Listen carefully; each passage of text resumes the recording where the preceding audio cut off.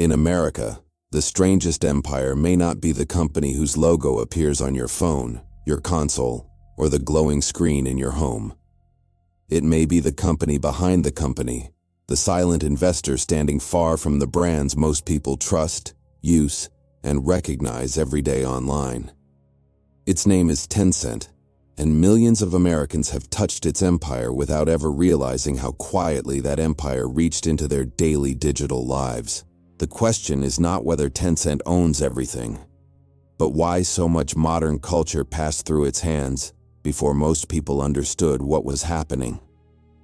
Tencent began in 1998 in Shenzhen, China, a city built on speed, ambition, manufacturing, and the rising promise of a new digital economy. Its founder, Ma Huateng, known in English as Pony Ma, was not a loud celebrity founder chasing cameras, headlines, or public attention. He was a programmer who understood that online connection could become the foundation of a vast, unusually powerful, and deeply profitable business empire. Tencent's first major product was QQ, a messaging service that gave young Chinese internet users a daily place to gather, talk, and return. At first, the company was fragile, short on cash, and struggling to pay for the servers that its own rapid growth demanded. That contradiction became the pattern, because Tencent kept building services that grew faster than the business could fully explain, support, or monetize. The first promise was simple, because millions of people only wanted a way to speak, flirt, gather, and belong through a glowing screen. But once Tencent controlled the conversation, it could guide attention toward games, music, payments, news, commerce, entertainment, and entire digital routines. In old America, railroads became empires because towns needed tracks to move goods, people, money, opportunity, and power across the country. In Tencent's world, the track was software, and every new service became another station on the same line of expanding digital control. The company learned that attention was not just an audience, but a private road that other businesses would eventually need to travel. Then came WeChat, the app that turned ordinary messaging into something far larger, deeper, more convenient, and more difficult to avoid. In China, WeChat became a wallet, storefront, social feed, work tool, ride service, newsstand, payment system, and daily operating layer. By the mid-2020s, Weixin and WeChat together reached well over 1 billion monthly active users worldwide, turning scale into power. That number is difficult to picture until you imagine several Americas living inside one privately controlled digital city, connected through one gate. For Tencent, this was not just popularity, but infrastructure. And infrastructure is where ordinary companies become unavoidable forces in everyday life. The hidden crack was inside the miracle, because convenience becomes darker when one company sits between daily life and basic access. Every payment, message, account, game, and service created data, and that data became the quiet currency beneath Tencent's expanding empire. In the United States, Tencent never became a household app in the same obvious, daily, unavoidable way it became inside China. Americans did not wake up inside WeChat, pay rent through WeChat, or order dinner through WeChat every night after work. So Tencent chose another door into American life, one that was quieter, cleaner, more financial, and far harder for consumers to notice. It invested in companies that already had the audience, the loyalty, the cultural power, and the daily attention Tencent wanted to reach.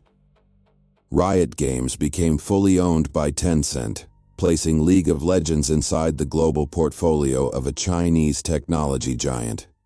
Epic Games, the company behind Fortnite and Unreal Engine, also took major Tencent investment through a large and influential minority stake.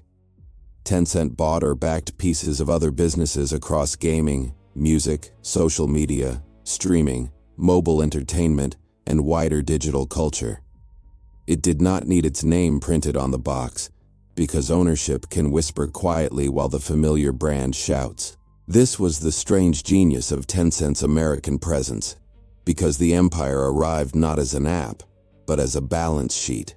A teenager could play a game, a creator could build a world, and investors could see only another ordinary technology deal. But behind the screen was a new version of an old American story, where capital quietly buys the roads everyone uses. If you follow forgotten stories of money, power, ambition, and the ruins left behind, subscribe to Fortunes and Ruins as this archive grows. Because the most important empires are often not the ones with statues, marble buildings, or flags, but the ones built into ordinary habits. The turning point came when Tencent's size stopped looking like simple business success and started attracting official attention from the American government. In 2020, American officials examined Tencent's connections to major game companies during wider scrutiny over Chinese technology firms and digital influence. The concern was not that every game was controlled from Beijing, or that every Tencent investment was automatically dangerous. The concern was more practical and unsettling, because someone had to ask who could access the data behind modern digital life. Tencent's defenders could argue that many investments were passive, and many Western companies said their users, operations, and data remained protected.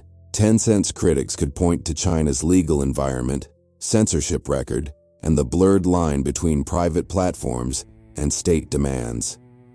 The story became powerful because both ideas could exist at once, making Tencent successful, useful, influential, and deeply uncomfortable.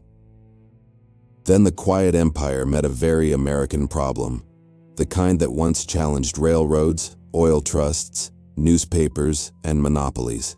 In 2024, 2 Tencent-appointed directors resigned from Epic Games' board after the United States Justice Department raised competition concerns.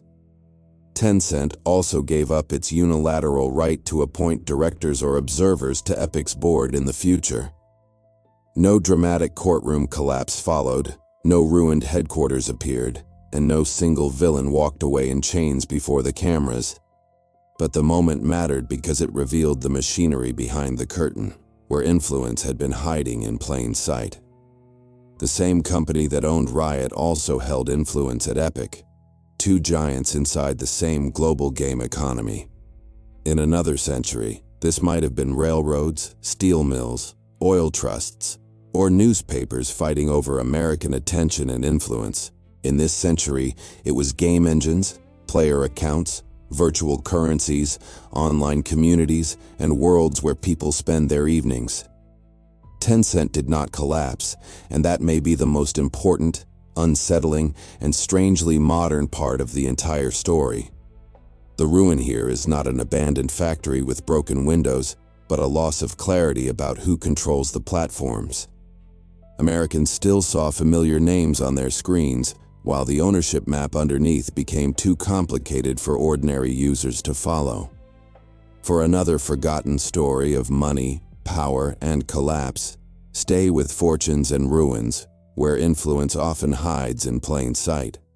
Because the secret Chinese company did not need to own everything to change the map of American digital culture. Sometimes the final ruin is not a dead town or empty mansion, but a familiar screen owned by someone you never noticed.